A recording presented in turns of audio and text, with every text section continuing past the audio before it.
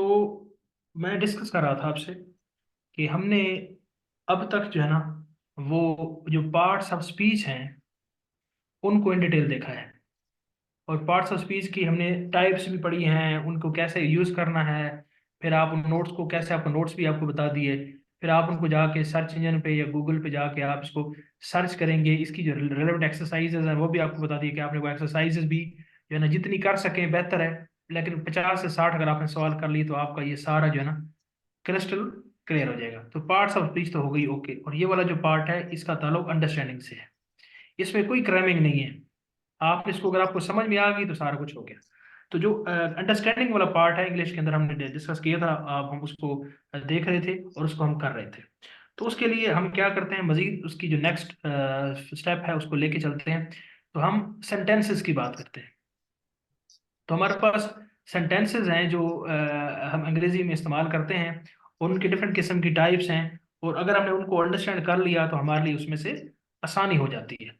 तो सेंटेंसेस में एक बड़ा कॉमनली किस्म के सेंटेंसेस जो कि वन पेपर के हवाले से पसंद है एग्जामिनर को, वो हम आज करेंगे। और वो हैं आपके कंडीशनल सेंटेंसेस। कंडीशनल सेंटेंसेस जिनको उर्दू में शर्तिया जुमले कहते हैं। कंडीशनल सेंटेंसेस का मतलब ये है कि ऐसे जुमले जिनके अंदर कोई ना कोई कंडीशन इन्वॉल्व होती है। उनके अंदर कोई भी कंडीशन जो है ना वो इन्वॉल्व होती है। बंद करें, किसका माइक ऑन है। उनके अंदर कोई ना कोई कंडीशन इन्वॉल्व होती है कि एक एक एक मतलब यहाँ पे एक शर्त होती है और वो अगर पूरी हो जाती है तो उसके बाद दूसरा सेंटेंस होता है। मैं जैसे कि आपके सामने एग्जांपल लेता हूँ। मैं कहता हूँ कि अगर तुम मेरी मदद करोगे तो मैं भी तुम्हारी मदद करूंगा। अब ये एक सेंटेंस है। इसमें अगर आप गौर करें दो पार्ट हैं, एक ये पार्ट है और इसका ये एक पार्ट है। जो पहला पार्ट है, अगर तुम मेरी मेहनत मदद करोगे, तो ये क्या है, एक कंडीशन है, ये एक शर्त है। अगर तुम ये काम करोगे तो मैं तुम्हारी मदद करूंगा। तो इस तरह के जो सेंटेंसेस होते हैं इनको हम कहते हैं कंडीशनल सेंटेंसेस। अब इनकी वैरायटी ऑफ टाइप्स हैं, उनको जब वन बाय वन हम जरा देख लेते हैं। इसके आमतौर पर कुछ सोर्सेज पे चार आपके बताए हुए हैं कि चार टाइप्स के हैं कंडीशनल सेंटेंसेस। लेकिन कुछ जगहों पे तीन भी लिखा हुआ है, तो हम चार टाइप्स को लेके ही चलेंगे। ठीक है, इस पे थोड़ी सी एक है कि कुछ लोग कहते हैं कि तीन टाइप्स हैं, कुछ चार पार्ट्स हैं। तो हम चार जो उसकी टाइप्स कहते हैं ना, हम उसके हिसाब से पढ़ते हैं। तो पहली जो टाइप है उसको कहते हैं जीरोथ कंडीशनल। ये इसका नाम है, बस वैसे ही आप इसको ध्यान में रख लें। जीरोथ कंडीशनल इसको कह लें, या आप इसको वन फर्स्ट कंडीशनल कह लें, एक ही बात है। कुछ लोग इसको फर्स्ट कंडीशनल कहते हैं, कुछ इसको जीरो कंडीशनल कहते हैं। इसके अंदर क्या होता है, पहली बात तो ये समझिए कि कंडीशनल सेंटेंस में दोनों, एक जुमले के अंदर दो, एक कंडीशन होती है और जो दूसरा उसका पार्ट होता है, कंडीशन पे वो दूसरा पार्ट डिपेंड कर रहा होता है। फिर इसके अंदर वैरायटी ऑफ टाइप्स हो सकती हैं, वो उसको भी देख रहे हैं। तो जीरोथ कंडीशनल क्या होता है, जीरोथ कंडीशनल ये होता है कि इसके अंदर यूनिवर्सल जो फैक्ट्स हैं वो इन्वॉल्व होते हैं। यूनिवर्सल जो फैक्ट्स हैं आपके पास वो इन्वॉल्व होते हैं, यहाँ पे आपको मैंने बता दी। इसके अंदर जीरो जो यूनिवर्सल फैक्ट्स है वो इन्वॉल्व होते हैं। और उसकी कैसे है, मिसाल के तौर पर मैं एग्जांपल देता हूँ। आप यहाँ पे कहते हैं कि, मैं जैसे कहता हूँ कि अगर तुम, मिसाल के तौर पर कहता हूँ, बर्फ को गर्म करोगे तो वो पिघल जाएगी। अब ये सेंटेंस है, अगर तुम बर्फ को गर्म करोगे तो वो पिघल जाएगी। इसके अंदर ये कंडीशन है और ये दूसरा जो पार्ट है इसका इसके ऊपर डिपेंड कर रहा है। और ये है यूनिवर्सल फैक्ट। कैसे, अब लाजमी सी बात है, जब बर्फ को आप गर्म करोगे तो पिघलेगी ना वो। ऐसे तो हो ही नहीं सकता कि आप उसको गर्म करो और ना पिघले। तो ये यूनिवर्सल फैक्ट है। तो यूनिवर्सल फैक्ट्स वाले जो कंडीशनल होते हैं उनको हम क्या कहते हैं, जीरोथ कंडीशनल या फर्स्ट कंडीशन। अब इसका स्ट्रक्चर कैसे होगा, अब इसका स्ट्रक्चर ये होगा, आप इस तरह लिखोगे। जो पहले कंडीशन है, अगर तुम बर्फ गर्म करोगे, इफ यू हीट आइस, तो बर्फ पिघल जाएगी, इट मेल्ट्स।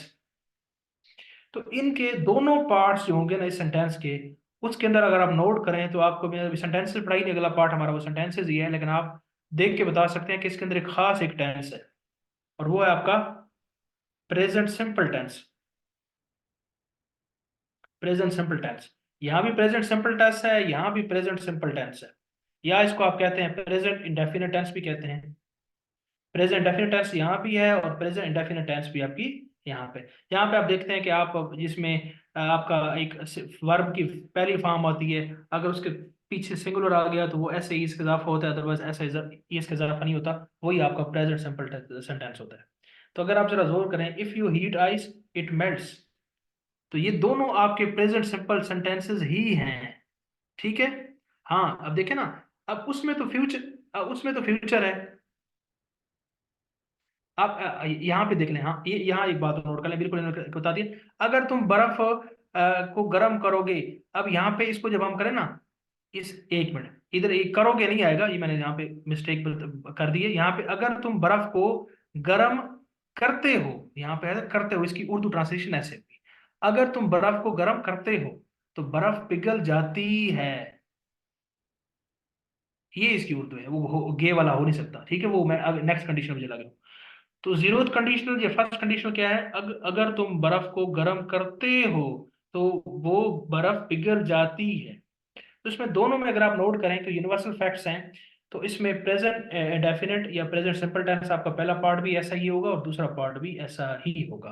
तो इसको हम कहते हैं जीरोथ कंडीशनल सेंटेंसेस, जो कि पेपर में आमतौर पे कम ही पूछा जाता है। लेकिन आपको ये पता चल जाना चाहिए कि जीरोथ कंडीशनल या जिसको फर्स्ट कंडीशनल कहा है, उसके अंदर क्या होता है, आपका दोनों जो इसके पार्ट्स होते हैं सेंटेंस के, उसके अंदर प्रेजेंट सिंपल टेंस होता है, और ये यूनिवर्सल स्टेटमेंट्स के लिए पढ़ा या बोला जाता है।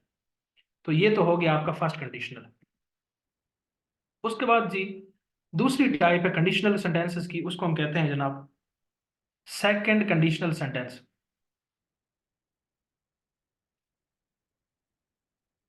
सेकंड कंडीशनल सेंटेंस, अब ये क्या होता है, इसके अंदर वो जो मैंने पहले स्टेटमेंट लिखी थी ना, वो वहां पे आ जाती, मैं ये लिखता हूँ यहाँ पे, मैं इसमें ये है, उसमें तो ये था ना, अगर तुम बर्फ गर्म करते हो तो बर्फ पिघल जाती, इसके अंदर क्या है, अब यहाँ पे क्या होगा, अगर तुम बर्फ गर्म, जिस तरह बताया, बर्फ गर्म करोगे तो वो पिघल जाएगी।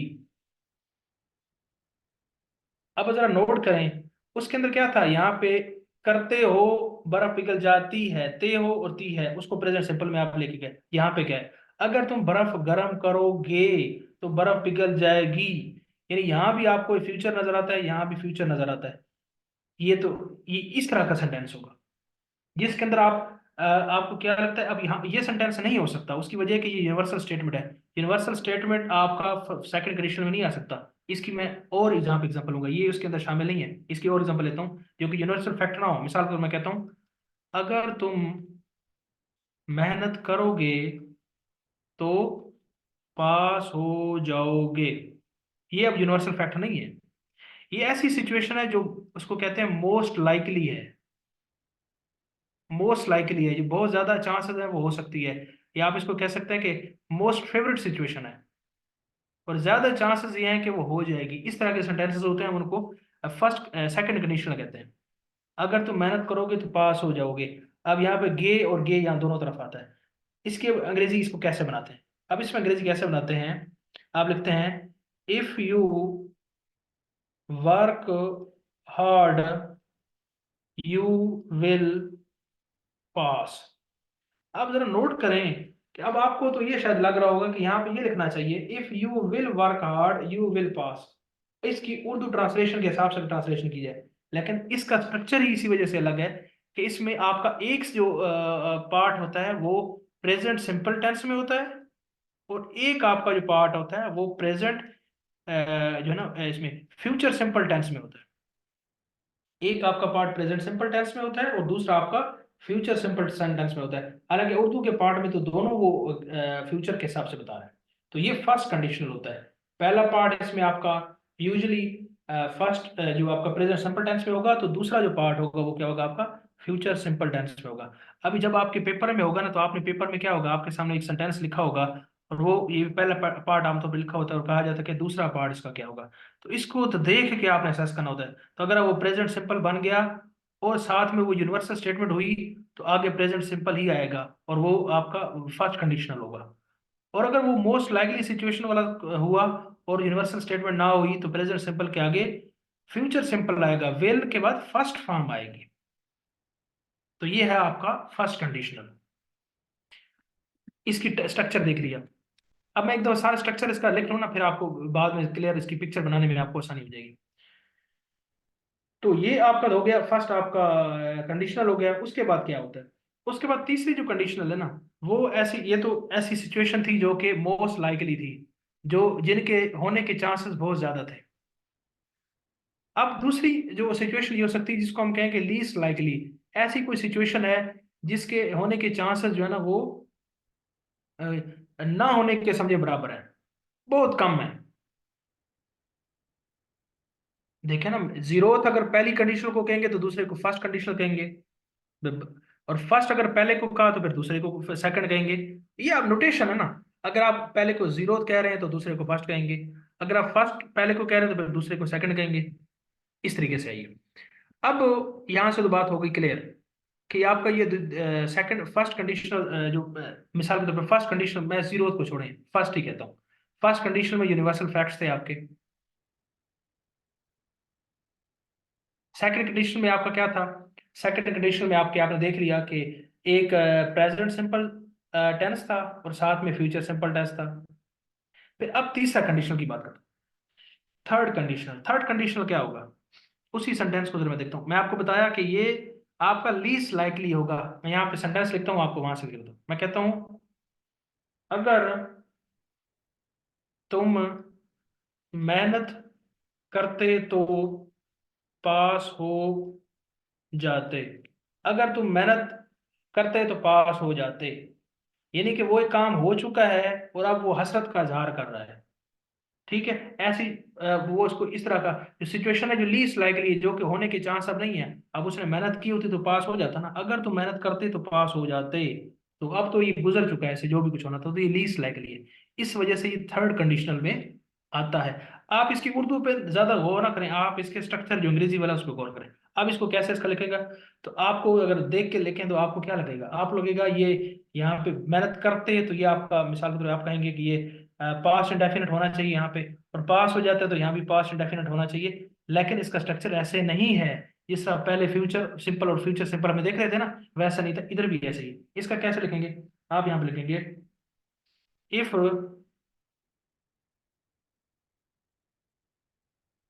इफ यू वर्कड हार्ड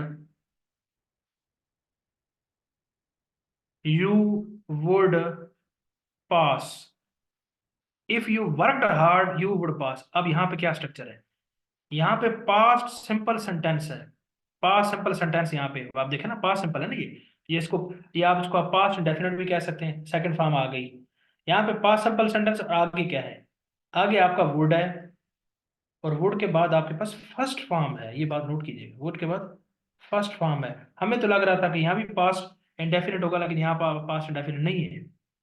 ठीक है। तो ये इसका स्ट्रक्चर है। और ये आपका थर्ड कंडीशनल है। इसके अंदर क्या होता है कि पहले पार्ट में आपका पास्ट इंडेफिनिट आता है और उसके बाद वुड और थर्ड फर्स्ट फॉर्म आती है। तो आपके पेपर में इस तरह सवाल होता है कि एक पार्ट वो गिवन होता है और दूसरे पार्ट में क्या होता है, दूसरे पार्ट में आपने उसको असेस करना होता है कि क्या होगा। तो दूसरे पार्ट में याद रखिएगा, जब यहाँ पे पास्ट इंडेफिनिट आ गया, आगे वुड और वुड के बाद फर्स्ट फॉर्म आएगी, ऐसा ही स्ट्रक्चर बनेगा।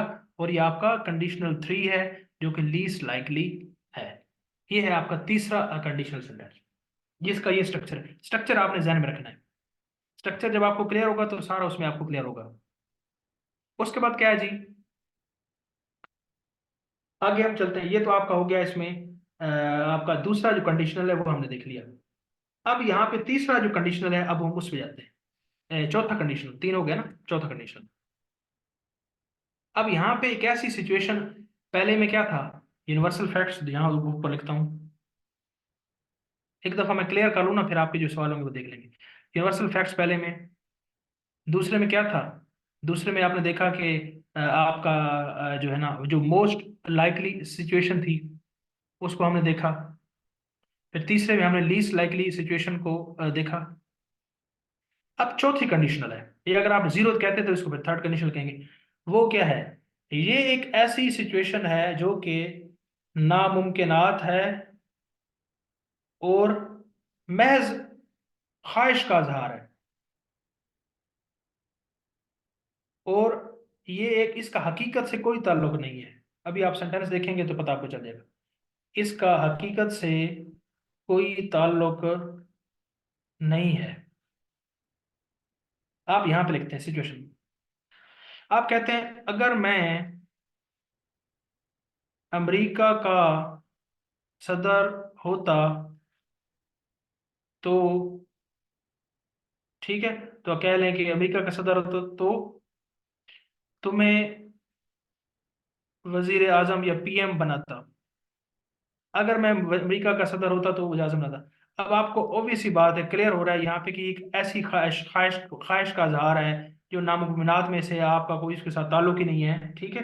अनलेस अनटिल के अगर आप उसके सिटीजन हो और आप उसकी इलेक्शन कॉन्टेस्ट कर रहे हो, जो कि आप और मैं नहीं है, तो ये ख्वाहिश का इजहार है जिसका हकीकत से कोई ताल्लुक नहीं, और ये नामुमकिनात में से। तो ये जो स्ट्रक्चर है इसको हम कहते हैं फोर्थ कंडीशनल। अब इसका स्ट्रक्चर कैसे होगा? इसका स्ट्रक्चर बड़ा जरूरी है। यहाँ पे क्या होगा, आप लिखेंगे if if I was the president of USA, अगर मैं उसका सदर होता, क्या कहा है? इफ आई वॉज द, बल्कि आई वाज भी नहीं है यहाँ पे, ये आप इसका पास्ट परफेक्ट आता है, वाज नहीं लगाएंगे तो पासिबल बन गया, आप इसका परफेक्ट लगाते हैं। If I had been the president of USA, यानी आपका पास्ट परफेक्ट बन गया ना, ये पास्ट परफेक्ट कंटिन्यूस बन गया। तो मैं उसका प्रेसिडेंट होता तो क्या होता आगे? तो तुम्हें पीएम बनाता, दूसरा पार्ट क्या, तुम्हें पीएम बनाता। दूसरा पार्ट इसका क्या होगा? इसका दूसरा पार्ट मैं यहां लिख रहा हूं, I would have nominated you as PM. अब इसका जरा स्ट्रक्चर गौर करें। इसके अंदर आपने क्या किया? आपने यहाँ पे जो है ना पास्ट परफेक्ट कंटिन्यूस का इस्तेमाल किया। आमतौर पे ये पास्ट परफेक्ट कंटिन्यूस हमने उर्दू के हिसाब से बना लिए। इस सेंटेंस में आमतौर पे 99% केसेस में जो पहला पार्ट होता है उसके अंदर जो होता है सेंटेंस, वो आपका पास्ट परफेक्ट टेंस होता है। उस पास्ट परफेक्ट में क्या होता है आपके पास? हैड होता है, और हैड में वर्ब की साथ तीसरी फॉर्म होती है। हैड होता है और हैड के साथ तीसरी फॉर्म होती है, ये पास्ट परफेक्ट टेंस होता है यहाँ पे। और दूसरे पार्ट में क्या होता है? इसके दूसरे पार्ट में वुड होता है, हैव होता है, और थर्ड फॉर्म होती है। ये इसका स्ट्रक्चर है।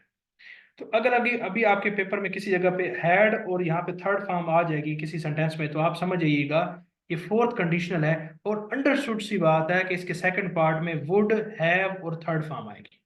तो ये इसका स्ट्रक्चर है। तो मैं एक दफा चारों का स्ट्रक्चर दोबारा आपके सामने लिखता हूं तो आपको उसमें रेट करना आसान हो जाएगा। आपने स्ट्रक्चर पे फोकस करना है क्योंकि स्ट्रक्चर ही इसमें इंपॉर्टेंट है। उर्दू जो मैंने आपको लिखी है तो वो ऐसा जरूरी नहीं है कि उर्दू का वो उस तरह पूछता भी नहीं है। फर्स्ट कंडीशनल क्या था? प्रेजेंट सिंपल और प्रेजेंट सिंपल, और ये किसके लिए था? यूनिवर्सल फैक्ट्स के लिए। उसके बाद सेकंड कंडीशनल में क्या था? प्रेजेंट, यहाँ पे क्या था आपका? प्रेजेंट सिंपल था, और यहाँ पे क्या था? Simple future. Present simple, present definite था, और सिंपल फ्यूचर ये मोस्ट लाइकली सिचुएशन के लिए था। तीसरा कंडीशनल, तीसरे कंडीशन में क्या था? तीसरे कंडीशन में आपका, आपने देखा कि आपको मैंने क्या बताया था, पहला आपका प्रेजेंट सिंपल है ना, दोनों प्रेजेंट सिंपल है। दूसरे में प्रेजेंट सिंपल और सिंपल है। और तीसरे में आपका यहाँ पे हमने क्या बताया था? Past simple. Past simple tense था या पास्ट इंडेफिनिट टेंस था, और आगे क्या था?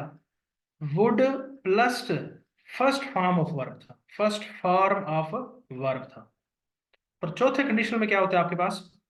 चौथे कंडीशन में आपका हेड आता है, उसके साथ थर्ड फॉर्म आती है, यानी कि पास्ट परफेक्ट टेंस होता है। हेड के बाद थर्ड फॉर्म आती है, और फिर आगे क्या आता है? आगे आपका जैसे बताया, वुड आता है, हैव आता है, और यहाँ पे आगे आपकी थर्ड फॉर्म आती है, वुड हैव, और थर्ड फॉर्म आती है यहाँ पे, और पहले पार्ट में क्या आता है, हैड, और थर्ड फॉर्म आती है। तो ये चार कंडीशनल का ये स्ट्रक्चर है और यही फॉलो होता है। अब आप जरा मुझे देख के बताएं कि किसी का कोई इसमें से सवाल है अंडरस्टैंडिंग के हवाले से, तो वो मुझसे पूछे।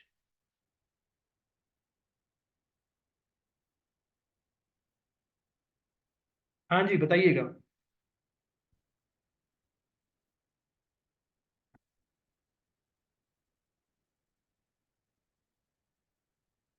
जी, इसको देखें, first conditional, second conditional, third conditional, fourth conditional आपको समझ में आई है। ये जो अभी आपको स्ट्रक्चर बताया ये आपको क्लियर हुआ है। फिर आपको जब इसकी मैं एक्सरसाइजेस शेयर करूंगा आप वो देखेंगे तो खुद ही आपको क्लियर हो जाएगा कि स्ट्रक्चर का मतलब क्या है। हाँ जी, सब बताएं मुझे।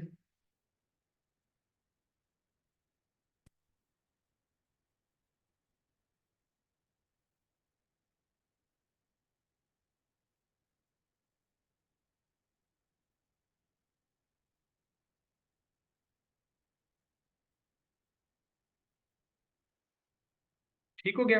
आपने अगर ये वन पेपर के पेपर देखे हैं ना, तो वहां पे ये अक्सर सवाल ये पूछा होता है। पहले प्रेजेंट सिंपल होता है, तो आप देख के आइडिया हो जाता है कि प्रेजेंट सिंपल है तो क्या है, तो दूसरा क्या होगा। तो आपने पहले पार्ट से दूसरे पार्ट का अंदाजा लगाना होता है। यही होता है, बाकी अंग्रेजी और उर्दू वाला तो उसमें कोई कंसेप्ट नहीं है ना। तो इसका स्ट्रक्चर अगर आपने देख लिया तो फिर आपसे वो क्लियर हो जाएगा। हाँ जी, सबका क्लियर हो गया। ठीक हो गया जी। ठीक हो, ये छोटा सा टॉपिक है। इसकी एक्सरसाइज आपको मैं शेयर कर दूंगा, आप करेंगे तो हो जाएगा, कोई इसमें चक्कर, कोई मुश्किल रॉकेट साइंस है भी नहीं इसके अंदर। अब जी उसके आगे जो है ना, इसको हम लेके चलते हैं।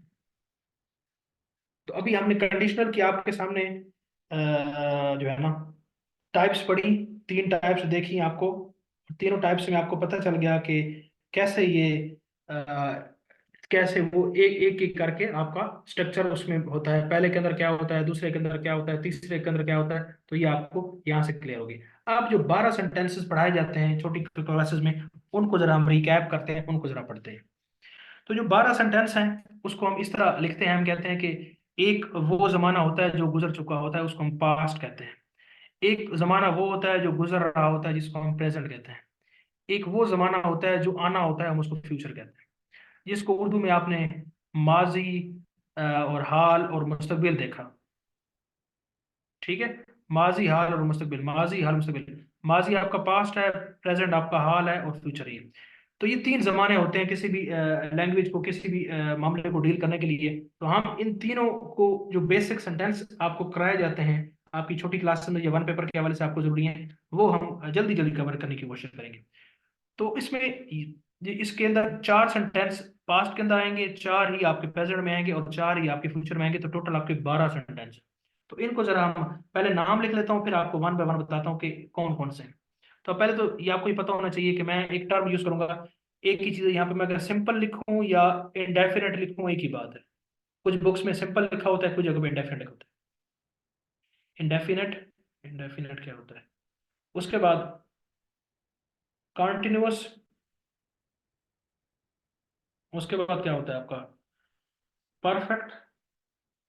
उसके बाद क्या होता है परफेक्ट कंटिन्यूस। अब ये चार सेंटेंस हैं, ये वाले चार नाम हैं, और ये तीनों उसके लिए होंगे। यानी ये simple, indefinite, continuous, perfect, past continuous, पर परफेक्ट कंटिन्यूस। अब यहाँ पे क्या होगा, हाँ जब ये पास्ट में आएंगे तो ये इसके साथ उनके साथ पास्ट आ जाएगा। कैसे, ये हो जाएगा पास्ट इंडेफिनिट, फिर हो जाएगा पास्ट कंटिन्यूस, फिर हो जाएगा पास्ट परफेक्ट, फिर हो जाएगा पास्ट परफेक्ट कंटिन्यूस। और ये जब हाल के साथ आएंगे तो फिर ये सेम उनके नाम चेंज हो जाएंगे। यहाँ पे क्या हो जाएगा, प्रेजेंट इंडेफिनिट हो जाएगा, पी लिख रहा हूँ प्रेजेंट के लिए। यहाँ पे प्रेजेंट कंटिन्यूस हो जाएगा, यहाँ पे प्रेजेंट परफेक्ट हो जाएगा, यहाँ पे प्रेजेंट परफेक्ट कंटिन्यूस हो जाएगा। यहाँ पे क्या हो जाएंगे, फ्यूचर पहले आ जाएगा। फ्यूचर सिंपल या इंडेफिनिट लिख रहे हैं तो ठीक है, फ्यूचर इंडेफिनिट, फ्यूचर कंटिन्यूस, और उसके बाद क्या है आपका फ्यूचर परफेक्ट, और उसके बाद क्या है फ्यूचर परफेक्ट कंटिन्यूस। ये है आपके सेंटेंस, एक दो तीन चार पाँच छः सात आठ नौ 10 11 12। अब इन 12 का स्ट्रक्चर आपको पता होना चाहिए, बाकी वो उर्दू से अंग्रेजी में ट्रांसलेशन हमारा मकसद नहीं है, फिर ना वो आपके पेपर में उस तरह पूछा जाता है। आपका ये इसका स्ट्रक्चर इसके अंदर क्या होता है वो आपको सीखना जरूरी है। अब कैसे, मैं एग्जांपल लेता हूँ, मैं एक छोटी सी एक एग्जांपल लेता हूँ और उसको मैं सारों पे फिट करने की कोशिश करूंगा। मैं उर्दू की एग्जांपल लेता हूँ, मिसाल के तौर मैं कहता हूँ कि, बड़ी सिंपल एग्जांपल, कि वो स्कूल जाता है। ये एक सेंटेंस है, वो स्कूल जाता है, और आप ये पढ़ चुके हैं कि ता है, ती है, और ये सारे जिसके साथ होते हैं, तो आपका क्या होता है, ये प्रेजेंट इंडेफिनिट टेंस है। ये मैंने यहाँ पे लिख दिया, वो स्कूल जाता है। इसको मैं अगर मैं कहता हूँ ये वन है तो वन है ये। वो स्कूल जाता है, ये प्रेजेंट डेफिनेट है। इसका पास्ट क्या होगा, वो स्कूल गया। वो स्कूल गया। तो ये आप, ये जब वो स्कूल गया होगा तो ये क्या होगा, पास्ट डेफिनेट टेंस होगा। फिर मैं इसका फ्यूचर बना लेता हूँ, मैं कहता हूँ वो स्कूल जाएगा। वो स्कूल जाएगा, अब ये देखें ना, फ्यूचर बन गया यहाँ पे। ये तीसरा, और ये आपका वो स्कूल जाएगा, ये क्या है आपका फ्यूचर इंडेफिनिट टेंस। तीसरा पार्ट इसका, वो जाता है हाल, गया लाजमी बात है, माजी पास्ट में चला जाएगा, जाएगा फ्यूचर की बात हो रही है, तो ये प्रेजेंट, इसमें फ्यूचर इंडेफिनिट टेंस में बन गया। तो ये एक सेंटेंस पे तीनों पूरे हो गए। इसी को हम आगे लेके चलते हैं। उसके बाद क्या आता है, इसी को आप इस मॉडिफाई करते हैं थोड़ा सा। मैं कहता हूँ वो स्कूल जा रहा है। कोई भी काम जारी है, जारी है, ठीक है, वो स्कूल जा रहा है, और हाल में जारी है, तो इसको कहेंगे प्रेजेंट कंटिन्यूस टेंस। ये क्या है, वो स्कूल जा रहा है, प्रेजेंट कंटिन्यूस, जा रहा है यानी कंटिन्यूस भी है और प्रेजेंट में जा रहा है, तो इस वजह से प्रेजेंट कंटिन्यूस। उसके बाद मैं लिखता हूँ वो स्कूल जा रहा था। कंटिन्यूस है लेकिन था आ गया, यानी कि पास्ट की बात हो रही, तो क्या बन गया ये आपका, इसको मैं अगर पाँच फाइव का नाम दे दूं, तो ये आपका क्या बनेगा, आपका पास्ट कंटिन्यूस। आगे लिखता हूँ वो स्कूल जा रहा होगा। रहा आ गया तो कंटिन्यूस है, होगा आ गया तो फ्यूचर है, तो क्या मतलब फ्यूचर कंटिन्यूस टेंस, तो इसको मैं कहता हूँ ये सिक्स है, और ये आपका फ्यूचर कंटिन्यूस टेंस। ये आपके बन गए। इसी सेंटेंस को मॉडिफाई करता हूँ, वो स्कूल जा चुका है। वो स्कूल जा चुका है, वो स्कूल जा चुका है, और ये प्रेजेंट की बात हो रही है यहाँ पे, ठीक है। तो आपका ये क्या, आपका इसको मैं यहाँ पे नाम देता हूँ सेवन का। आपका ये, इसको कहते हैं प्रेजेंट परफेक्ट। एक काम मुकम्मल हो चुका है, वो स्कूल जा चुका है।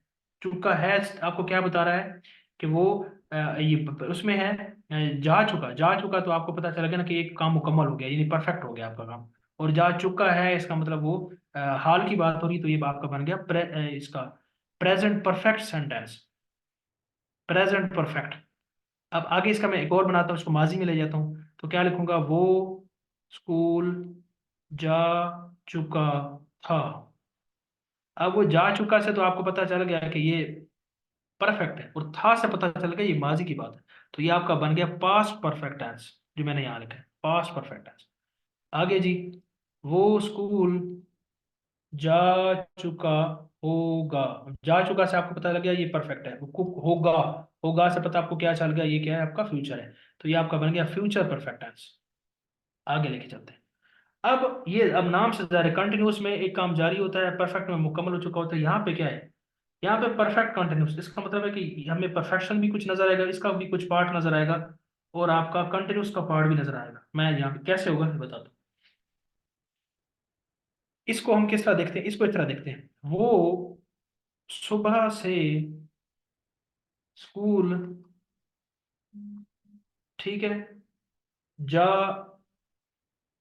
मैं इसको कहूँ ना कि आपको ये परफेक्ट है ना, जा चुका होगा, ये सुबह, सुबह से को भी छोड़े। हाँ सुबह, हाँ सुबह से आएगा, वो सुबह से स्कूल जा चुका है। जा चुका है से तो आपको आइडिया होगा ये प्रेजेंट की बात हो रही है, और यहाँ पे एक वक्त भी आ गया साथ में।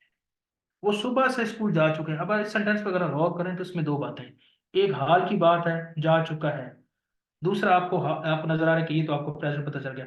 उसके बाद दो, सुबह से स्कूल जा चुका है, इसका मतलब क्या है कि एक आपका काम भी मुकम्मल हो चुका है, ठीक है, और हाल में हो चुका है, ठीक है।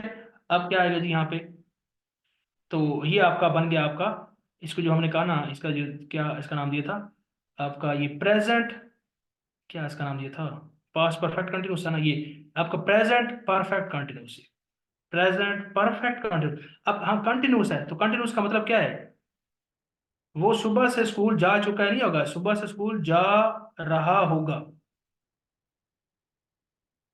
कंटिन्यूस आएगा ना। वो सुबह से स्कूल जा रहा होगा तो कंटिन्यूस की बात हो रही है, रहा होगा तो मतलब कंटिन्यूस आएगा। और सुबह से जा रहा होगा, तो ये इसमें आ रहा है, इसमें आ जाएगा आपका पास्ट परफेक्ट कंटिन्यूस। इसी को फिर आप प्रेजेंट परफेक्ट कंटिन्यूस, इसी को आप ले जाएंगे इसके अंदर, पास्ट के अंदर। वो सुबह से स्कूल जा चुका था, सुबह से स्कूल जा चुका था, तो ये क्या बन गया, पास्ट परफेक्ट कंटिन्यूस। उसके बाद जी, वो सुबह से स्कूल जा चुका होगा, आपका ये बन गया फ्यूचर परफेक्ट कंटिन्यूस। तो इस तरह आपके ये 12 सेंटेंस यहाँ पे कंप्लीट होते हैं। ये मैंने आपको उर्दू और इसका ये ना आपको नाम बताएं। अब इनको वैसा स्ट्रक्चर क्या है वो अभी हम देखने की कोशिश करेंगे। तो अब जरा मुझे आप बताएं कि ये जो 12 हैं, इनको उर्दू और इनके नाम के साथ आपको कोऑर्डिनेशन आपकी हो गई है, इसकी आपको समझ में आई है?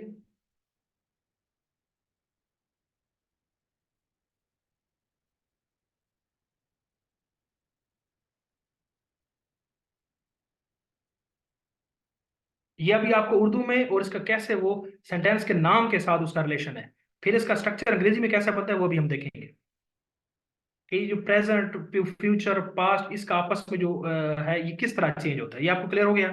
अब हम इसका स्ट्रक्चर देखेंगे। ये जरूरी नहीं था बताना आपको, जरूरी है इसका स्ट्रक्चर अंडरस्टैंड करना जो पेपर के हवाले से जरूरी है, वो हम अभी डिस्कस करते हैं। सबको ये क्लियर हो गया, मुझे एक दफा बता देना फिर हम आगे चलते हैं।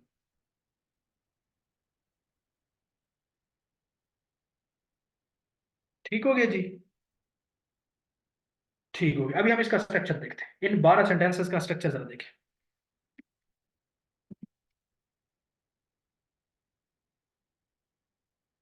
12 सेंटेंसेस, अब ये जो स्ट्रक्चर है ये बड़ा इंपॉर्टेंट है, इसको समझना बड़ा जरूरी है आप सबके लिए। वो तो चले उसके साथ था, तो मैं उसी जिस पे नाम लूंगा मैं एक एक करके। मैं कहता हूँ प्रेजेंट डेफिनेट टेंस को मैं पहले लेता हूँ। उसके बाद मैं करता हूँ आपका प्रेजेंट कंटिन्यूस टेंस को लेता हूँ। उसके बाद मैं लेता हूँ प्रेजेंट परफेक्ट टेंस को मैं लेता हूँ। उसके बाद मैं लेता हूँ आपका कौन सा आपका present perfect continuous, present perfect continuous. ठीक है, इनको मैं वन बाय वन जो है ना इसको डिस्कस कर लेते हैं। प्रेजेंट कंटिन्यूस टेंस क्या होगा? प्रेजेंट कंटिन्यूस प्रेजेंट डेफिनेट पहला। प्रेजेंट डेफिनेट टेंस वो होता है जिसके अंदर आपके पास इसका स्ट्रक्चर ऐसे होता है कि इसमें जिस तरह उर्दू में आप कहते हैं वो स्कूल जाता है, ठीक है, तो उसमें आपके पास सब्जेक्ट होता है शुरू में। सब्जेक्ट के बाद वर्ब की पहली फॉर्म होती है, V1 लिखूंगा इसको। वर्ब की पहली फॉर्म होती है और साथ में आपका ऑब्जेक्ट होता है। इसकी एग्जांपल मैं आपको बताता हूँ, एग्जांपल मैं यहाँ नीचे लिख रहा हूँ। मैं कहता हूँ मैं रोजाना फुटबॉल खेलता हूँ, मिसाल के तौर पे फुटबॉल खेलता हूँ। मैं रोजाना फुटबॉल खेलता हूँ, तो आप यहाँ पे क्या करेंगे? ये आपका जो सेंटेंस है ये हाल की बात हो रही है, जैसे पहले बता दिया, ठीक है। और इसमें ता है, तो ये उर्दू की पहचान है, इसको भी आप देख लें, ता है तू है, ये होता है। लेकिन वैसे इसका जो है हाल में जब इस तरह का सेंटेंस होगा, और खासतौर पे जो रूटीन मैटर्स होते हैं आपके, रूटीन मैटर्स होते हैं आपके, यूनिवर्सल फैक्ट्स होते हैं आपके, ठीक है, उनको हम प्रेजेंट डेफिनेट में लेते हैं। तो इसको हम किस तरह इसको करेंगे, इस तरह बताया, फर्स्ट सब्जेक्ट वर्ब की फर्स्ट फॉर्म ऑब्जेक्ट, तो इसकी ट्रांसलेशन हम इस तरह करते हैं।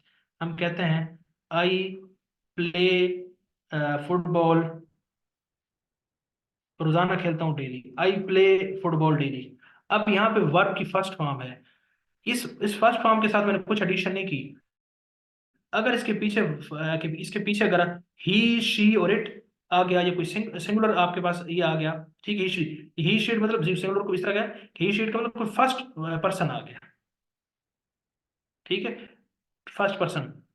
क्या आई फर्स्ट पर्सन होता है ना, ये तो आई ही वो यू, ये थर्ड पर्सन है ना, ये वो शी इट, ठीक है।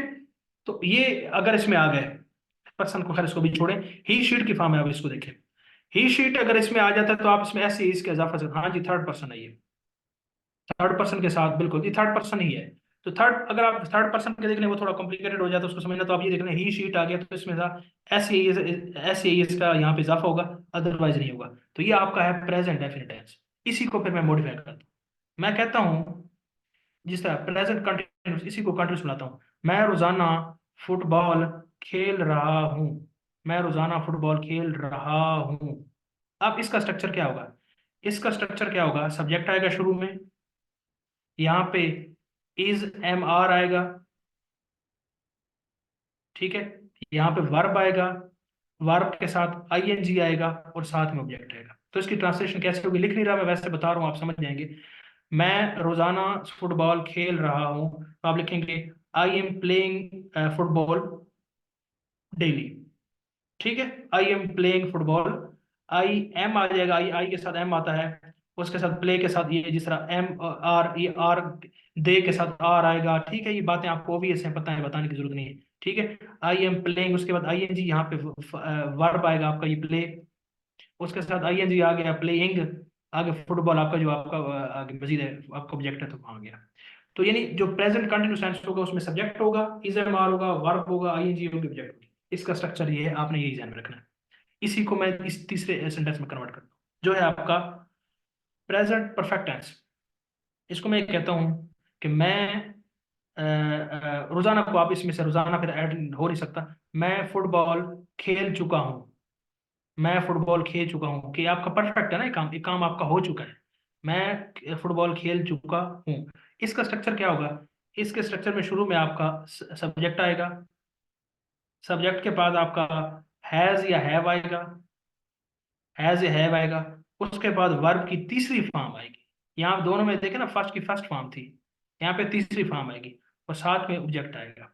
मैं फुटबॉल खेल चुका हूँ, तो यहाँ पे क्या लिखेंगे आप लिखेंगे आई हैव प्लेड फुटबॉल। कैसे? हैज हैव आपने यहाँ से लगाया, यहाँ पे शुरू में सब्जेक्ट आया, वर्ब लगाया, वर्ब की तीसरी फॉर्म लगाई और आगे ऑब्जेक्ट लगाया, तो आपका ये बन गया आपका पास्ट परफेक्ट टेंस। अब चलते हैं इसके बाद पास्ट परफेक्ट कंटिन्यूस। इसी टेंस के अंदर आपकी कंटिन्यूसी आपको नजर आएगी, वो कैसे जी? मैं कहता हूं मैं 3 घंटे से फुटबॉल खेल रहा हूं, फुटबॉल खेल रहा हूं, ठीक हो गया। 3 घंटे से फुटबॉल खेल रहा हूँ, ठीक है। आप इसमें देखें, आपको इसमें आपको कंप्लीशन भी नजर आती है, आपको यानी कि आपको एक काम मुकम्मल होता नजर भी आता है। 3 घंटे से खेल रहा हूँ, ठीक है। 3 घंटे से काम हो रहा है, मुकम्मल भी हो चुका है और अभी भी जारी है, मुकम्मल भी हो चुका है, 3 घंटे से काम हो रहा है और आगे भी जारी है, तो इसी वजह से इसका नाम है, आपको जिसको कहते हैं ना हाल में जारी है, तो ये प्रेजेंट परफेक्ट कंटिन्यूस है। परफेक्ट काम मुकम्मल हो चुका है, 3 घंटे से हो रहा है और अभी भी जारी है, कंटिन्यूस है, तो ये perfect continuous. Present perfect continuous का क्या होगा? इसके अंदर क्या कंडीशन है? यहाँ पे टाइम जरूर आएगा। अब इसकी जो कंडीशंस हैं तो वो क्या है? वो आपके पास होंगी, सब्जेक्ट आएगा शुरू में, सब्जेक्ट के पास हैज हैव आएगा, इसके साथ बीन आएगा, बीन, इसके साथ वर्ब की पहली फॉर्म आएगी, इसके बाद आईएनजी आएगा और इसके साथ क्या आएगा? साथ में ऑब्जेक्ट आएगा। अब ये आप क्या, बिल्कुल बच्चों वाली बातें आप कहेंगे कि हमें क्या सर बता रहे हैं, लेकिन मेरा मकसद है कि एक दफा जिनको नहीं ये सेंटेंस बेसिक भी नहीं आता तो उनको क्लियर हो जाए। बहुत सौ के लिए तो ये बिल्कुल बच्चों वाली बातें होंगी, और आपने ये गालिबन ज्यादा भी बहुत आगे भी अगर पढ़ ली होगी तो छठी में तो लाजमी पड़ी होगी। वैसे ये बच्चों को तीसरी चौथी वाले बच्चों को कराते हैं। तो आई है, तो इसको स्ट्रक्चर क्या बन गया? मैं इसी एग्जांपल में देखता हूँ कि मैं 3 घंटे से फुटबॉल खेल रहा हूँ, तो इसको क्या लिखेंगे? I have been playing football. अब यहाँ पे दो वर्ड आ सकते हैं, या सिंस आएगा और यहाँ पे या फॉर आएगा। सिंस उस वक्त होगा जब आप वक्त का तो पता हो और एग्जैक्ट ना पता हो कि कितना टाइम हुआ है।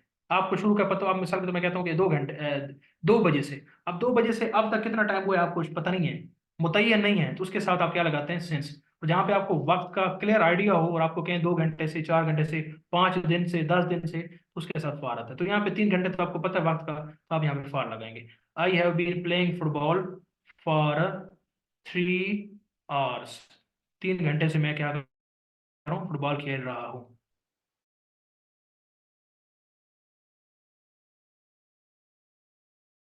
प्रेजेंट कंटिन्यूस टेंस, उसके बाद क्या है ये कौन सा बताया आपको? प्रेजेंट परफेक्ट हो गया, उसके बाद प्रेजेंट परफेक्ट कंटिन्यूस टेंस। तो ये 4 सेंटेंस आपके इसी एग्जांपल से क्लियर हो गए और आपको इसका स्ट्रक्चर भी समझ आ गया। पहले का स्ट्रक्चर क्या था? सेंटेंस, वर्ब की फर्स्ट फॉर्म, ऑब्जेक्ट। दूसरे का स्ट्रक्चर क्या था, सब्जेक्ट इज एम आर, वर्स्ट की form I N G object. तीसरे का सब्जेक्ट हैज हैव, वर्ड की थर्ड फॉर्म प्लस सब्जेक्ट। चौथा आई या सब्जेक्ट वही बात, हैज हैव, उसके बाद क्या होगी, यहाँ पे जिस तरह मैंने हैज हैव, उसके बाद बीन आ गया, first form I N G object. ये इसका स्ट्रक्चर है। तो अब आप जरा मुझे बताएं, ये आपको चार सेंटेंस क्लियर हो गए, इसका स्ट्रक्चर आपको क्लियर हो गया। स्ट्रक्चर बड़ा इंपॉर्टेंट है, बाकी उर्दू वाला जो है ना उसको आप इतना वो ना करें, उर्दू को छोड़ें। आपके पेपर में जो सवाल आते हैं आपने उस वाले से इसको देखना है। सब बताएं जी, सबको क्लियर हो गया है? किस किस को लग रहा है कि ये बिल्कुल बच्चों वाली बातें हैं? हाँ जी, ये तो बताएं, किस किस को लग रहा है बिल्कुल ये बच्चों वाली चीजें हैं?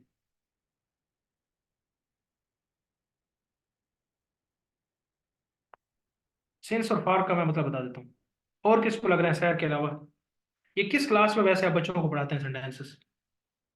टेंसेस, टेंसेस, सेंटेंसेस नहीं, टेंसेस। हाँ जी, ये 4 से ऑनवर्ड पढ़ाया जाता है। तो ये पढ़ा हुआ है आपने, बस मैं यहाँ से मैं भी, इसको नहीं कराना चाहिए था कि चले, मैंने कहा जिसको क्लियर नहीं है तो ये क्लियर हो जाएगा। 4 से ऑनवर्ड्स ठीक हो गया। और इनकी जो 12 सेंटेंस किस क्लास तक मुकम्मल हो जाते हैं? ये 10वीं तक मुकम्मल होते हैं, ये कब तक होते हैं? 8 तक हो जाते हैं।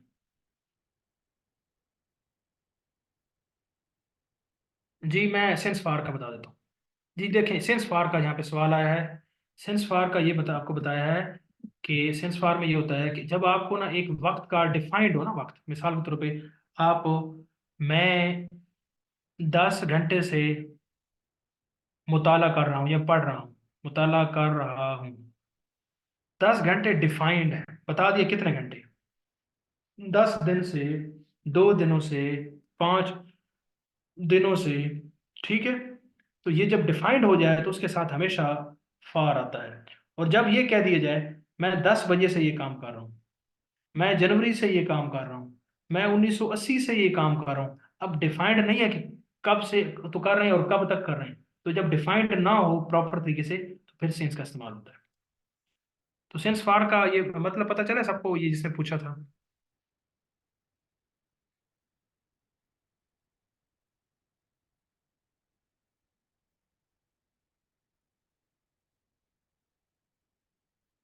हाँ जी, सैर को कोई ट्रिक पता है, ट्रिक बता दें आप। बता दें, बता दें, बता दें। अस्सलाम वालेकुम सर। जी वालेकुम सलाम।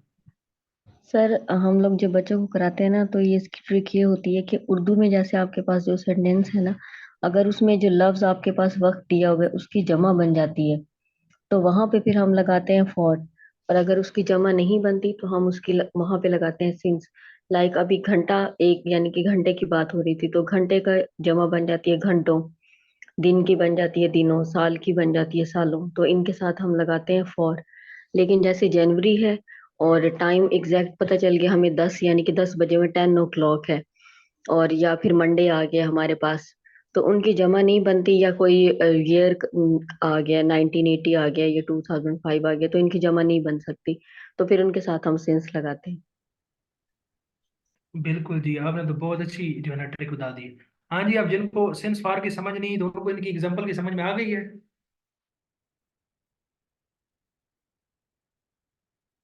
हाँ जी बिल्कुल, ये तीसरी क्लास के बच्चों के लिए ट्रिक बताइए। ठीक हो गया, ठीक है जी, थैंक यू सिद्रा। अच्छा जी, जी सर, आगे चलते हैं थैंक जी, हम ये 4 सेंटेंसेस आपके क्लियर हो गए। अच्छा जी, चलो जी, आगे चलते हैं। ये सारी बातें आपने पढ़ रखी हैं, बस मैं इसको दोबारा से एक दफा रिकॉल जल्दी जल्दी कराने की कोशिश कर रहा हूँ, ठीक है।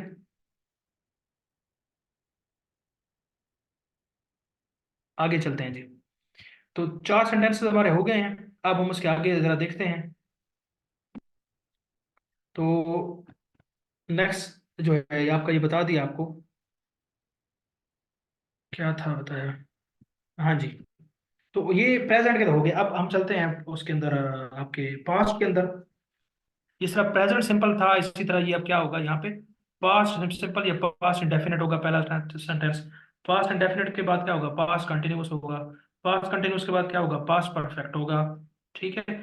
पास्ट परफेक्ट के बाद क्या होगा जनाब आपका? पास्ट परफेक्ट कंटिन्यूस होगा। उसी एग्जांपल को लेते हैं कि मैं सुबह, अब पास्ट डेफिनेट क्या होगा? मैं फुटबॉल खेलता था।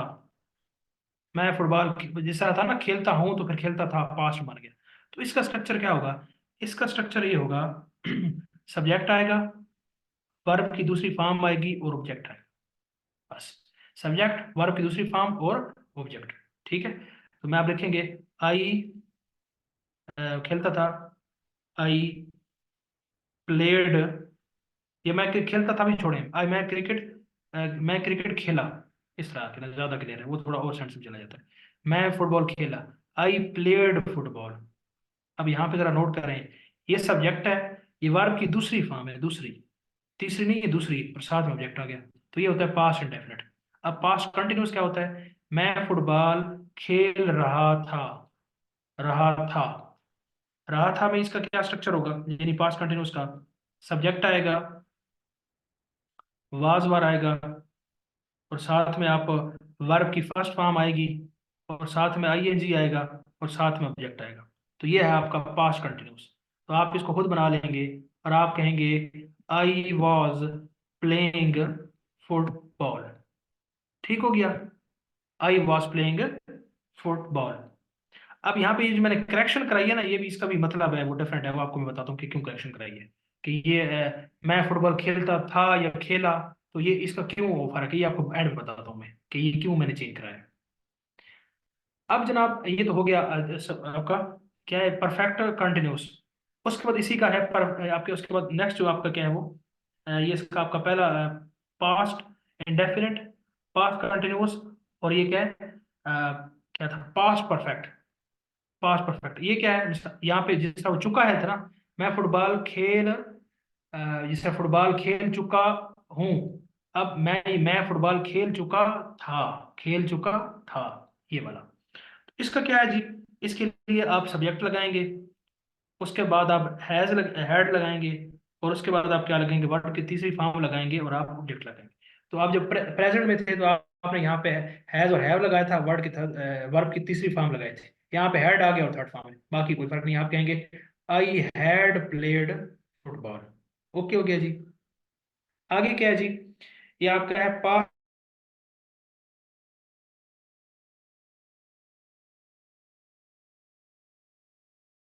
मैं 3 घंटे से फुटबॉल खेल रहा था। हैव बीन थर्ड फॉर्म था, तो यहाँ पे क्या होगा, सब्जेक्ट के बाद यहाँ पे हैड होगा, उसके बाद यहाँ पे वही बीन होगा, वर्ड की फर्स्ट फॉर्म होगी वर्ब की, साथ में आईएनजी होगा, साथ ऑब्जेक्ट होगा। I had been playing football for 3 hours, या सिंस मॉर्निंग, या सिंस 1980, कुछ भी है, सिंस फॉर का वही रूल लगेगा जो वहां लगता है। तो ये आपके तीन आपके पास के हो गए क्लियर। अब जल्दी से मैं फ्यूचर कर देता हूँ, ये थोड़ा जल्दी किया है क्योंकि इसकी आपको पहले से एक ही समझ आ गई, तो ये वही है, आसान आसानी है, कुछ नहीं है।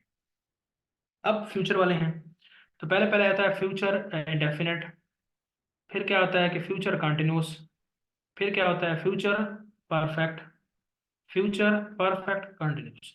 अब मैं फुटबॉल खेलता हूँ से बना था, मैं खेला, मैं फुटबॉल खेलूंगा, खेलूंगा, फ्यूचर की बात हुई। इसका स्ट्रक्चर क्या होगा?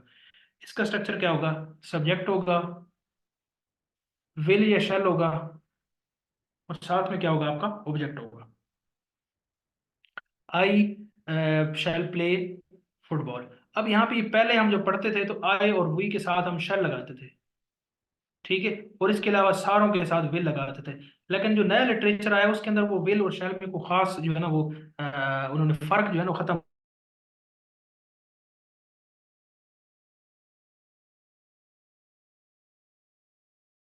करते हैं। तो इनका क्या लॉजिक है ये? अब क्या वो फर्क रखा जाता है? पहले तो ये आई और वी के साथ शैल होता था, बाकी सबके साथ विल होता था, लेकिन अब ऐसा नहीं है। आप कुछ लिटरेचर में इनको तमीज को फर्क खत्म कर दी। हाँ जी सिद्धर, अगर आपको पता है तो बता दें। एक्सक्यूज मी सर, ये सब्जेक्ट विल शैल के बाद वर्ब की फर्स्ट फॉर्म भी आएगी, फिर ऑब्जेक्ट आएगा। जी हाँ सर जी, ये जो बिल्कुल आपने, बिल्कुल, वो फर्स्ट फॉर्म आएगी, बिल्कुल यहाँ पे फर्स्ट फॉर्म आएगी, ये तो बिल्कुल ऑब्वियस सी बात है, ऑब्जेक्ट के बगैर तो ये नामुकम्मल है, ये वर्ब के बगैर, वर्ब की हाँ फर्स्ट जी। फॉर्म आएगी।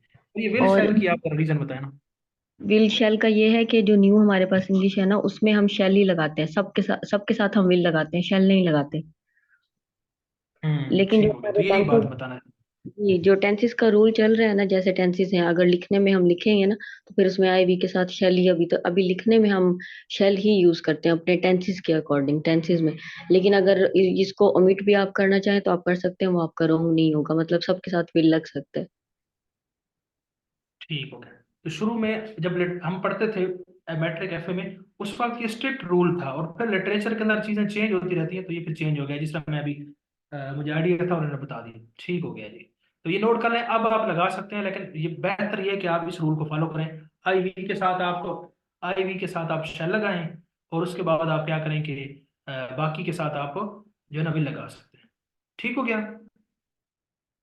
आप यही लगाएं, क्योंकि उसकी वजह के पुराना लिटरेचर चल रहा है, आप उसी को फॉलो करें। ठीक है जी। 1 मिनट होल्ड कीजिएगा, 1 मिनट होल्ड करें।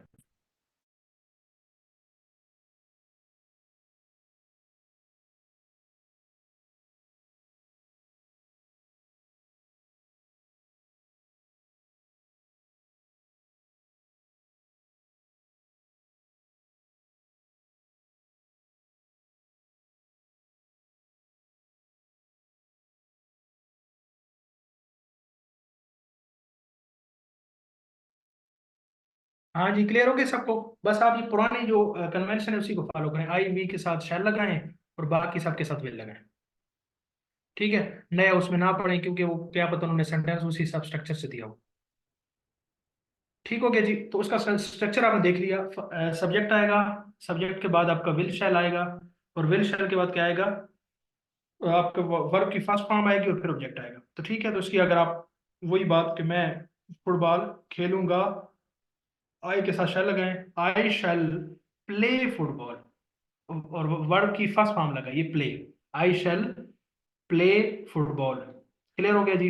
आगे चले जी। दूसरा है फ्यूचर कंटिन्यूस, मैं फुटबॉल खेल रहा हूंगा, मैं फुटबॉल खेल रहा हूंगा, फ्यूचर भी आएगा, कंटिन्यूस भी आएगा। तो इसका स्ट्रक्चर क्या होगा, जो जिसका मैंने बताया फ्यूचर कंटिन्यूस, इसका स्ट्रक्चर क्या होगा, सब्जेक्ट होगा, सब्जेक्ट के बाद विल भी, या विल होगा या शैल होगा, विल होगा या शैल होगा। ठीक हो गया। उसके साथ बी आएगा, लाजमी बी भी आएगा साथ में, विल शैल के साथ बी आएगा। उसके बाद क्या होगा, वर्ब की फर्स्ट फॉर्म आएगी, वर्ब की फर्स्ट फॉर्म आएगी। ठीक हो गया। वर्ब की फर्स्ट फॉर्म आएगी, और साथ में क्या होगा आपके पास, आई एन जी आएगा। ठीक हो गया। अब आई एन जी आएगा, और साथ में ऑब्जेक्ट आ जाएगा आपका। ठीक है।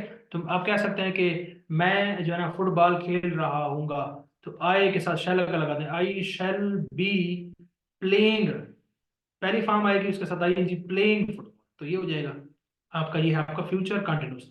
तो आगे क्या है, फ्यूचर परफेक्ट, फ्यूचर परफेक्ट। तो वही बात है, यहाँ पे परफेक्शन भी आएगा, फ्यूचर भी आएगा। तो मैं खेल चुका हूंगा, मैं खेल चुका हूंगा, यानी चुका से आप परफेक्ट, और हूंगा से फ्यूचर। ठीक है। तो ये जो फ्यूचर परफेक्ट है, इसका क्या स्ट्रक्चर होगा, सब्जेक्ट आएगा, सब्जेक्ट के बाद विल आएगा या शैल आएगा। ठीक है, विल या शैल, जिस तरह आपको बताया आई वी के साथ शैल, और बाकी सब will। और उसके साथ आपका आएगा हैव। ठीक है। और उसके साथ क्या आएगा, वर्ब की थर्ड फॉर्म, और फिर ऑब्जेक्ट होगा। ठीक है। तो क्या आप कहेंगे, I shall have played football, I shall have played football. ठीक है। परफेक्शन में वैसे भी आपको पता है कि हैज हैव लगता ही होता है। ठीक है।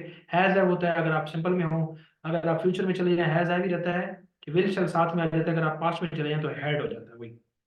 तो आखिरी सेंटेंस इसके बाद क्या है, फ्यूचर परफेक्ट कंटिन्यूस, कि मैं 2 घंटे से फुटबॉल खेल रहा हूंगा। इसका क्या होगा जी, इसमें आप लिखेंगे सब्जेक्ट सबसे पहले, सब्जेक्ट के बाद विल लगाएगा या शैल आएगा। उसके बाद आपका हैव आएगा। उसके बाद बीन आएगा, वर्ब की फर्स्ट फॉर्म आएगी, प्लस आई एन जी आएगा, और प्लस ऑब्जेक्ट आएगा। तो आप कहेंगे I shall have been playing football. तो ये इसका स्ट्रक्चर हो जाएगा। तो इसमें आप स्ट्रक्चर आपको बता दिए, इन तीनों में चारों में स्ट्रक्चर होगा। तो स्ट्रक्चर आपको ये मैं ग्रुप के अंदर भी शेयर कर दूंगा। तो ये उनका बुनियादी स्ट्रक्चर होता है सेंटेंसेस का, और इसको उर्दू के हवाले से भी आपको बता दिया। तो यही 12 सेंटेंसेस हैं जो आपको बताया यहाँ पे किसी ने कि चौथी क्लास से 8वीं क्लास तक पढ़ाए जाते हैं, और पीपीएससी के वन पेपर के हवाले से आपको ये क्लियर होनी चाहिए। आप मुझे जरा सब बता दें कि सबको ये क्लियर हो गए हैं।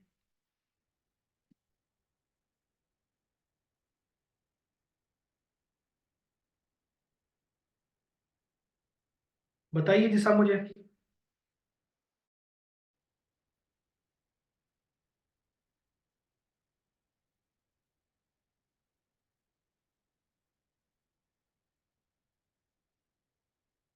हाँ जी, किसी का कोई सवाल है तो पूछ ले।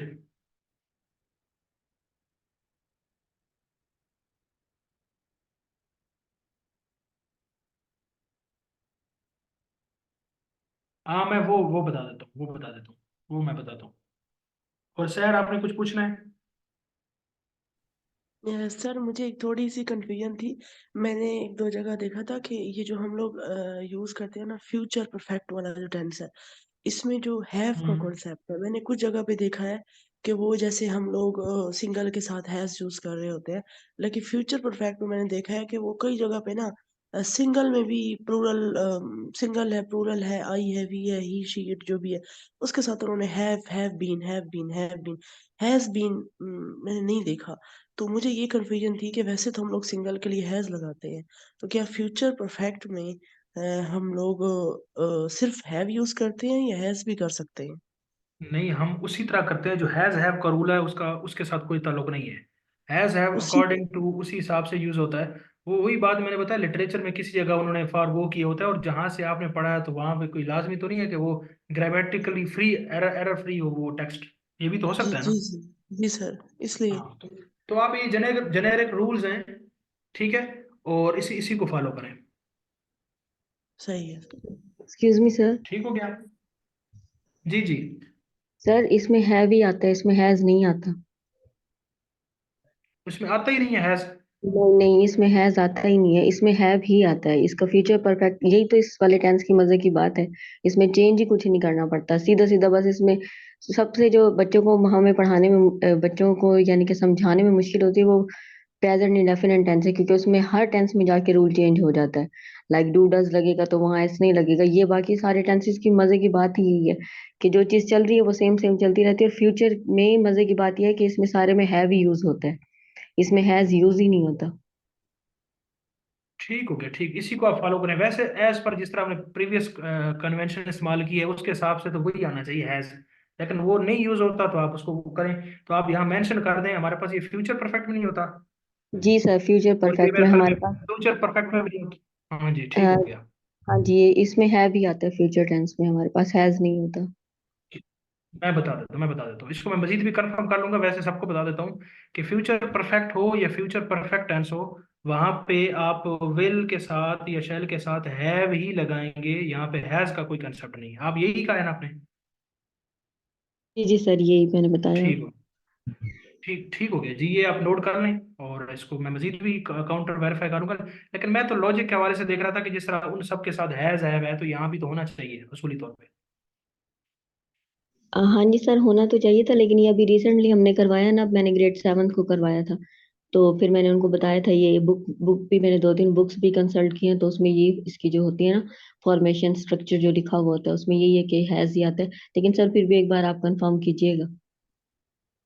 मैं कर लूंगा, मैं कंफर्म काउंटर चेक कर लूंगा, लेकिन आप इसको नोट कर लें, ठीक है।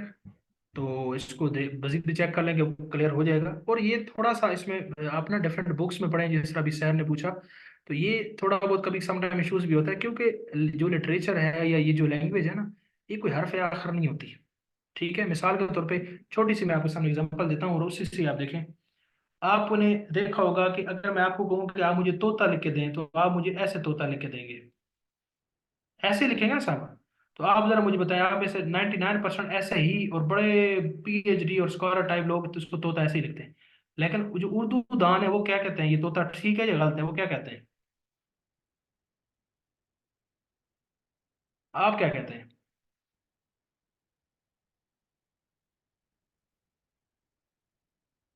ठीक है, आप क्या कहते हैं, और क्या कहते हैं जी?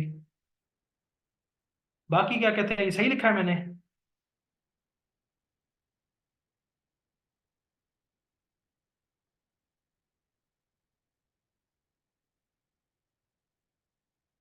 हाँ जी, देखे ना, आप सारे कह रहे हैं ठीक है। असल में ये तोता ऐसा नहीं लिखा जाता, असल में तोता ऐसा लिखा जाता है उर्दू में। अब ये, लेकिन इस्तेमाल ये हो रहा है, ठीक है, इस्तेमाल ये हो रहा है, ठीक है। अब ऐसे वर्ड्स को आप कहते हैं गलतुल आम। आपने ये वर्ड तो कहीं ना कहीं सुना होगा, गलतुल आम। होते गलत हैं, लेकिन चूंकि वो इस्तेमाल में, प्रैक्टिस में वो हैं, तो उनको फिर सही कंसिडर किया जाता है। इस बात की समझ में आई आपको? तो ये फिर कोई लैंग्वेज के अंदर कोई हरफ आखिर नहीं होती, ये कोई साइंस तो नहीं है कि इसका 1+1 और 2 ही सोल्यूशन होगा। तो इसके अंदर छोटे मोटे ये फर्क सेंटेंसेस के भी बन के हो सकते हैं। इसी वजह से आप एक्सेंट को देख लें ना, आप अमेरिकन एक्सेंट को देखें और आप ब्रिटिश एक्सेंट को देखें, तो उसमें हेल ऑफ डिफरेंस है। एक को वो किस हिसाब से पढ़ते हैं, दूसरे को किस। आप कहोगे कौन सा परफेक्ट है, तो परफेक्ट तो कोई नहीं है ना, वो उनकी जबान है, उसने उनको इस अंदाज में बोला। क्लियर हुई आपको बात? तो इसमें छोटी मोटी बात है, ये बात मैं वैसे चेक कर लूंगा, तो उसमें घबराने वाली बात नहीं है। आप इसी के बारे में सोचते रहें कि उसमें विल होगा, है होगा। रात को आपको ख्वाब में भी वही जो है ना आपके भूत बन कर आए, और रात को आप सोएं और आप सोचते रहें, क्लास में भी आप सोचते रहें, बाकी सारा काम छोड़ के उधर बैठ जाएं, तो ये कोई कोई बेवकूफ़ी वाली बात है। एक चीज़ पे कंफ्यूजन आ गई, इसका तरीका ये होता है, और उसको आप किसी जगह पे लिख लें, तो इसको हम चेक कर लेंगे। बस मूव अहेड, आगे चलें। अगर आप उलझे रहेंगे कि मैं वो गुत्थी सुलझा के ही आगे जाऊंगा, तो फिर आप वहीं बैठे रहेंगे। ठीक हो गया? तो होता है, इसमें छोटी मोटी बातें होती हैं। बाकी इन्होंने बताया कि चेक किया है भी होता है, तो मान लेते हैं जी है भी होता है। अगर कहीं पे अगर हमारा गलत हो गया क्वेश्चन, तो फिर सिद्धरा आप जिम्मेदार है फिर। ठीक है,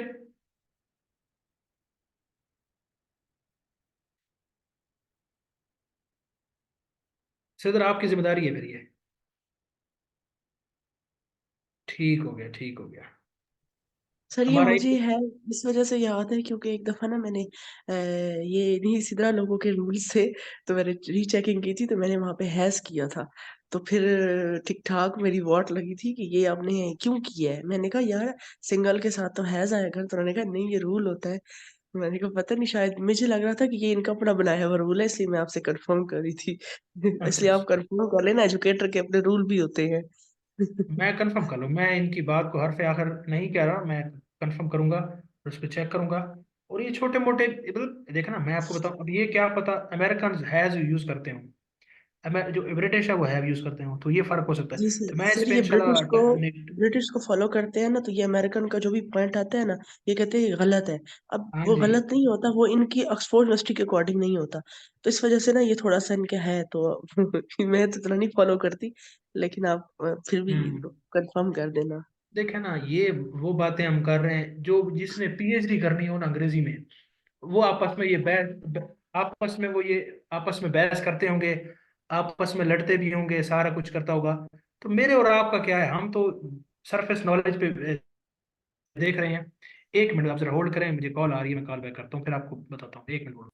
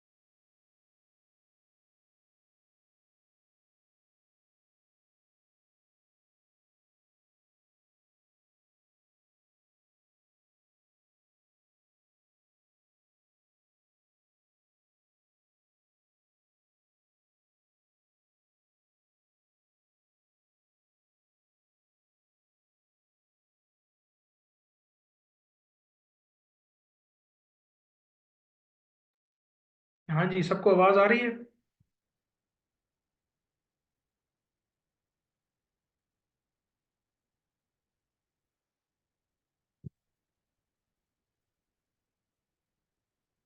आवाज आ रही है सबको जी?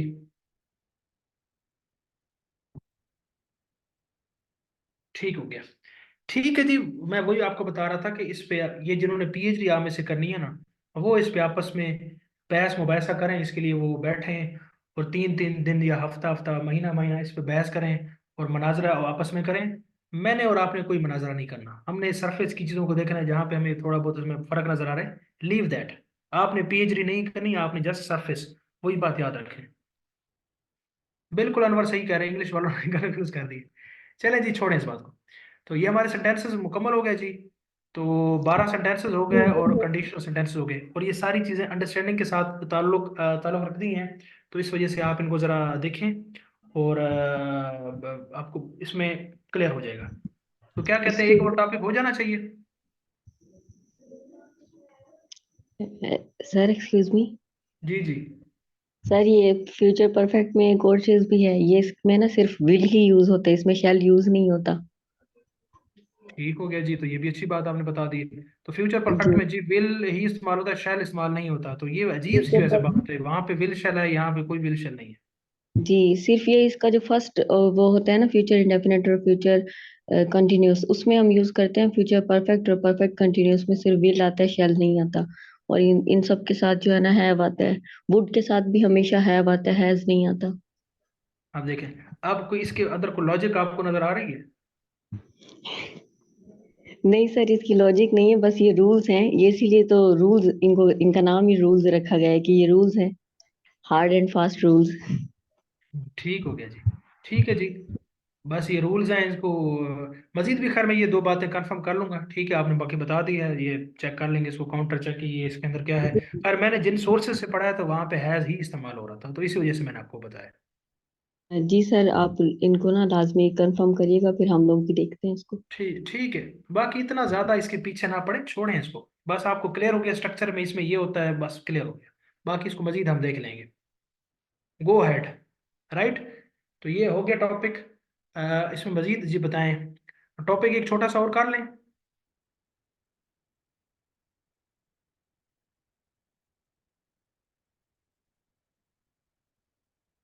हाँ जी।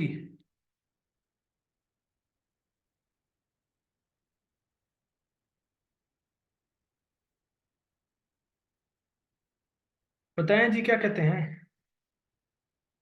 अब देखें ना, इंग्लिश वालों को अभी समझ में आ रही है, वो कहते हैं आगे पढ़ें। अब जब ये हम अगले सब्जेक्ट पे जाएंगे ना, तो फिर ये कहेंगे कि सारा जो है ना बहुत ज़्यादा है और बस करें, और फिर ये रोएंगे। अभी कह रहे हैं पढ़ाएं सर, पढ़ाएं।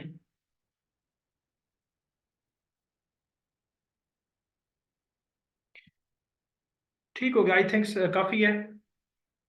कल इंशाल्लाह हम इसको मज़ीद आगे जो हमारा टॉपिक है उसको मज़ीद एक्सपेंड करने की कोशिश करेंगे। और इसमें जो अंडरस्टैंडिंग वाले दो गालबन ये तीन और टॉपिक्स हैं वो हम देखेंगे। फिर जो क्रैमिंग वाले टॉपिक है वो आपको मैं बता दूंगा, उनके सोर्सेज आपसे शेयर कर दूंगा। पढ़ना वो आपने खुद है, उसमें रट्टा मारना है, कोई उसमें लॉजिक नहीं है। वोकैबलरी मैंने आपको नहीं याद करानी, वन वर्ड सब्स्टिट्यूशन मैंने आपको याद नहीं कराने, ईडीएम मैंने आपको याद नहीं कराने, पेयर ऑफ वर्ड्स आपको मैंने नहीं याद कराने, फ्रेजल वर्ब्स आपको मैंने याद नहीं कराने। ये आपने खुद इनको रट्टा मारना है और समझना है। मैं आपको स्ट्रक्चर बता दूंगा कि करना कैसे है बस। और जो अंडरस्टैंडिंग वाली चीजें हैं वो जितनी जितनी भी इसके अंदर हैं वो हम सारी कर लेंगे। ठीक हो गया जी, सबको क्लियर हो गई ये बात? तो कल की क्लास लाजमी लीजिएगा। कल की क्लास ईद की छुट्टियों से पहले जो है ना एक हमारी लास्ट क्लास होगी। इंशाल्लाह ईद की छुट्टियां होंगी, आप ईद एंजॉय करेंगे, खाएंगे पिएंगे, एंजॉय करेंगे, नई एनर्जी के साथ आप वापस आएंगे। और फिर हम इसको अपनी सेशन को दोबारा से रिवाइज करेंगे और उसमें थोड़ी सी स्पीड बढ़ा देंगे। 2 घंटे की जगह हम 3 घंटे की क्लास कर लेंगे, 4 कर लेंगे, ताकि हम चीज़ों को कवर अप कर लें। या अगर जरूरत नहीं पड़ी है तो हम नहीं करेंगे। ठीक हो गया जी, क्लियर हो गया सबको? और ग्रुप के अंदर मैंने वो छुट्टियों वाला मैसेज भेजा है, तो एक बंदे ने गालिबन उस पर रिएक्शन शो किया है, कोई थंब भेजा है। बाकी किसी ने नहीं किया, तो मुझे तो लगे शायद किसी ने देखा ही नहीं है वो मैसेज। सर सब इतने खुश हुए हैं उस मैसेज को देख कर के गायब हो गए हैं, क्लास में नहीं आए आज। अच्छा अच्छा, मैंने कहा शायद वो मैसेज पढ़ के और कोई इमरजेंसी में तो नहीं पहुंच गया, खुशी से फूले ना समाया और फट गया हो कोई। सर इसलिए तो वो समझे हमें खुशी हुई है और वो फिर आए समझे हम, आज भी नहीं आना। हाँ, तो उस पर आप उसको रिएक्शन लाजमी किया करें, ताकि उसका ये होता है कि पता चल जाता है कि मैसेज कन्वेड, मिसाल के तौर पे 8-10 लोग 12 लोगों का होता है तो मुझे पता चल जाता है कि मैसेज पहुंच गया। मुझे अगर मैं 2 दफ़ा चेक किया बाद में कि इस पे कोई रिस्पॉन्स नहीं आया, तो उसका मतलब ये मैसेज सेंड हुआ है या नहीं हुआ, तो मैं कंफ्यूज था। फिर मैं देखा सेंड तो मैंने कहा हुआ है और सीन भी हुआ है। ठीक हो गया, ठीक हो गया जी। इंशाल्लाह नेक्स्ट क्लास में मुलाकात होती है कल। और कोशिश करेंगे हम कल जो है ना इंग्लिश का कला कमा कर लें और इसका सदेबाप कर लें और इसको हम जड़ से उखाड़ दें। ठीक है। और ये इंग्लिश वाले माइंड नहीं करेंगे, ये वर्ड्स कोर्स कवर करने के हवाले से बताया है। ठीक हो गया।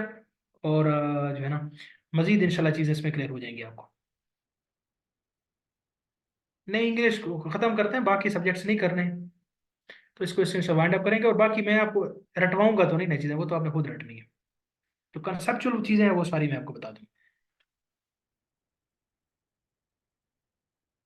ठीक हो गया जी, किसी का कोई सवाल है तो वो कर दे।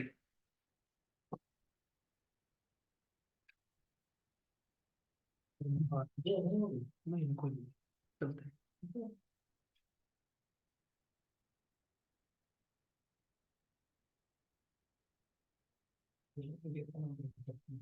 ठीक है, 1 मिनट में आया सर। जी जजाकल्ला जी, शुक्र है किसी ने दुआ दी है।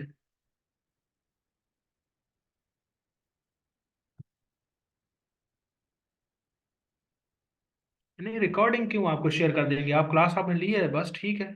रिकॉर्डिंग की तो जरूरत नहीं है ना।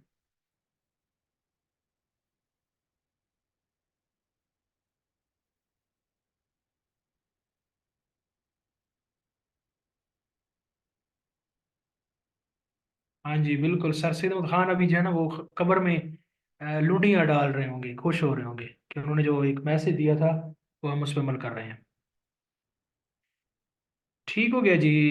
दुआओं में याद रखिएगा। खुश रहें, आबाद रहें, इंशाल्लाह कल मुलाकात होती है।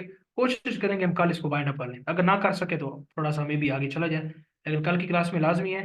और आज भी अगर आप देखें कि कितने बच्चे आए हैं, 15 लोग आए हैं, तो ये देख लें आप। फिर आप कहते हैं कि नौकरियां नहीं आती, और फिर आप कहते हैं कि पैसा चलता है यहाँ पे, और फिर आप कहते हैं कि सर जो ना ये मसला है, बहाने ख़त्म ही नहीं होते फिर आपके। और यहाँ पे देखें क्लास में कितने लोग ऐड हैं, और यहाँ पे 14-15 हैं, और सारे मुझे मैसेज करेंगे कि सर हमें आज की रिकॉर्डिंग दे दें। मैं सर सफ़र में था, मैं सर ये था, मैं वो था। हालांकि आपने मोबाइल ऑन करना है और आप बिस्तर में भी आप क्लास ले सकते हैं। अगर आपको एक दीवार पे खड़ा कर लिया जाए ना, तो उस दीवार पे खड़े होकर भी आप क्लास ले सकते हैं। लेकिन इंटरेस्ट की बात है, तरजीहात की बात है।